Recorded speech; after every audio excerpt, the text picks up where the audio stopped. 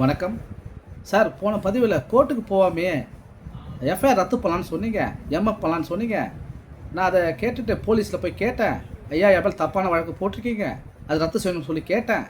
அதுக்கு போலீஸ் என்ன சொன்னாங்க, எஃப்ஐஆர் நாங்கள் ஷார்ட் ஷீட்டாக போட்டாச்சு, கன்வெர்ட் பண்ணியாச்சு, அதனால் எங்களால் அது எஃப்ஐஆரை ரத்து செய்ய எங்களால் முடியாது, கோர்ட்டுக்கு தான் அதிகாரம் இருக்குது சொல்லிட்டாங்க.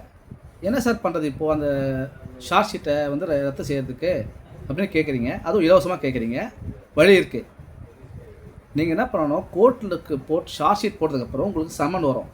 சம்மன் வந்த உடனே நீங்கள் நேரில் போய் கோர்ட்டில் ஆஜராகணும். கண்டிப்பாக ஆஜராகும்போது ஒரு சின்ன மனு லெட்டர் மாதிரி எழுதி கொடுக்கணும். என்னென்னா, என்னால் வக்கீல் வைக்க முடியல, அதனால் சட்ட உதவி எங்களுக்கு வேணும்னு சொல்லி சொன்னீங்கன்னா சம்மந்தப்பட்ட நீதிமன்றம் உங்களுக்கு ஒரு வழக்கறிஞரை கொடுப்பாங்க. அந்த வழக்கறிஞர்கிட்ட நீங்கள் வச்சுருக்க எவிடன்ஸை 2வது ஸ்டேஜ்லேயே கொடுக்கணும். கொடுத்து டிஸ்சார்ஜ் பெட்டிஷன் போட சொல்லணும். அதுதான் மெயின்.